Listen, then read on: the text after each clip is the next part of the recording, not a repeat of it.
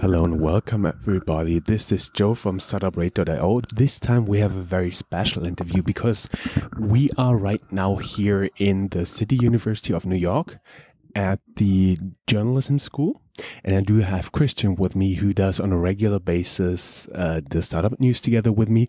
And we thought it would be interesting for you guys to really learn something about the people who bring you on a regular basis the news, including the facial expression. So that's why you don't see me. And there's Chris. Yes. Hello, everyone. Welcome to the research center here at the CUNY Graduate School for Journalism, where I work as a teacher and where I've been a student myself in 2014. And can you tell us a little bit more about your way here? Because you're a very interesting guy. You not only do this, you have a large German newsletter you're writing for Krautreporter. It's a crowdfunded journalism project. And you're also writing a nightly newsletter for a startup blog. Yes. So, well, the way it is right now is that my life here basically means I write 3 newsletters a day for a German audience. So for the German morning, I write it here at night.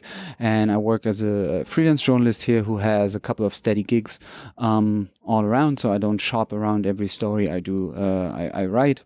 And on top of that, I work here as a teacher. I work in Germany as a teacher, sometimes as a consultant, and for some additional stories. But the way it started was I was just watching a YouTube video at home, and I saw that... Really? Yes, I saw that I was planning, or I was dreaming about going to New York. And I thought I want to live in the city one day for a longer period of time. So I started researching what kind of journalism school opportunities exist here.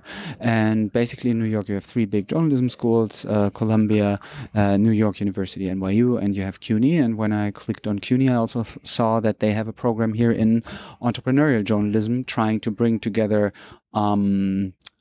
entrepreneurship plus journalism. So basically it's about getting some sense for the business side of things into the journalists. And the guy who runs it, professor named Jeff Jarvis, who wrote a book which is also somewhere behind us, I guess, What Would Google Do, is also pretty well renowned within German media as a consultant and as a forward thinker. So when I saw the video about the program with Jeff Jarvis in there and with a couple of other teachers and the students, I knew this is what I wanted to do. And so I got here, I think, for the first time in 2012 as a guest listener. One of the classes. I wanted to be part of it even more then. And then I got back home to Germany. I opened my computer and opened a folder named New York 2015.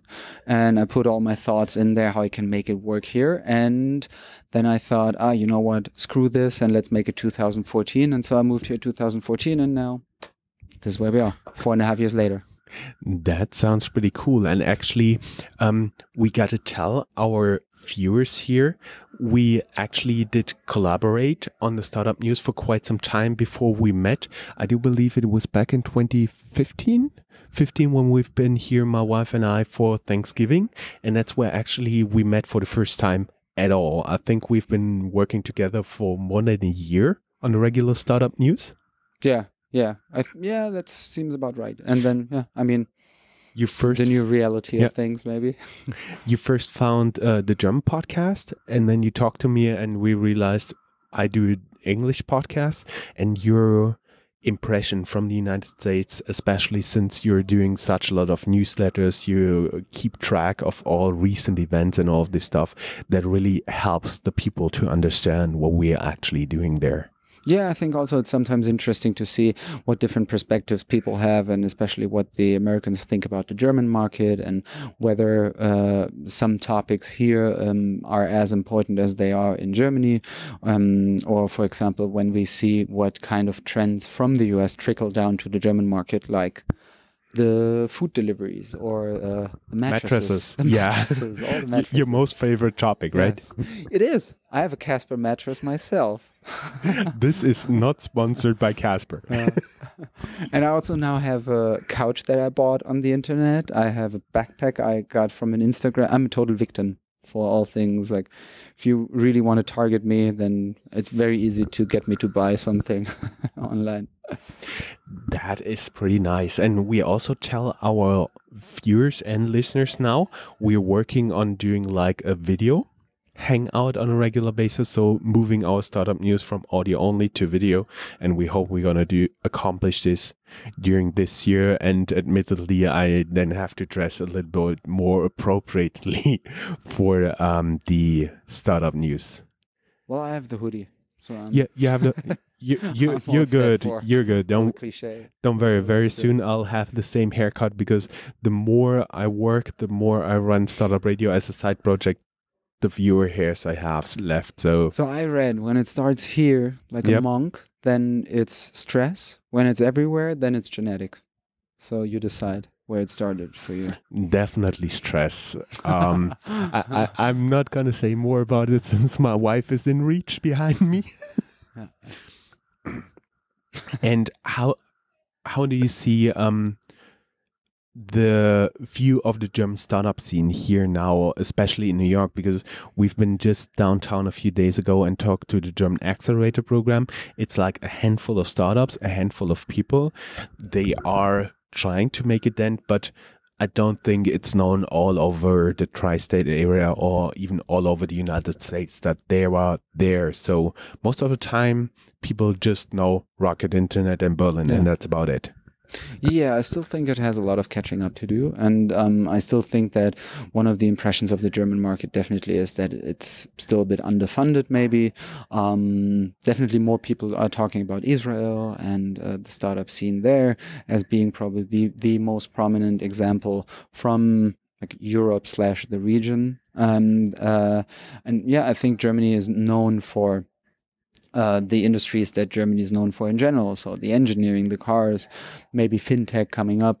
And yeah, I think these are a couple of the just like a couple of spotlights that exist, or a couple of opinions that exist about the German market. And I think it's very hard to get into the market here, also because I think we are used to very different numbers than the Americans here. So yeah, the valuations are much lower, the funding sums are much lower, but I do believe Germany is catching up, also including the Rhine-Main area, where just Clark had the highest round, Series B round for InsurTech all over Europe. So congratulations to the guys there again. Yeah, I mean, that's definitely true. That I think a lot of the stuff that's happening on the German market is not necessarily the B2C stuff that everyone's talking about, or that it's not some consumer solution like getting a food delivery or I don't know, online dating, whatever, but more stuff that happens under the radar where people but where people can still make a whole lot of money.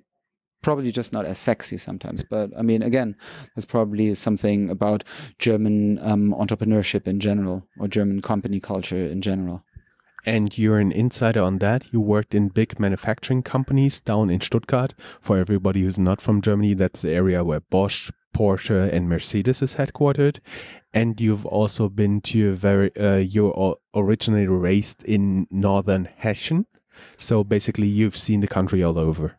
Yes. Like more, I guess you could say the more rural parts is where I grew up, where there's not much happening except the German championships for cherry stone spitting. So, oh, really? Yes, that's exciting.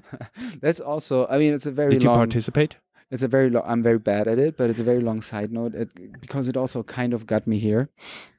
Because one year there was we had a doping case, more or less, at the championships for cherry stone spitting, because someone took the stones, cut them in half, put some iron in it, glued it back together, and so that they would roll further. And from it's like doped cherry pits. And from that year, all the records had to be taken away from the winners. And I had written about this for the German Newswire, like the Associated Press equivalent in Germany.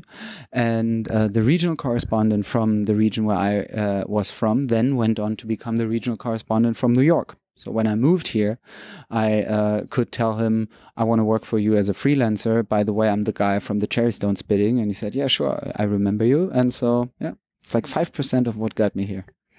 That is pretty interesting. Well, I'm looking forward to have a few more years with you. Hopefully we have some more exciting news, some more video content, and I get the opportunity to stop by more frequently here. In my living room.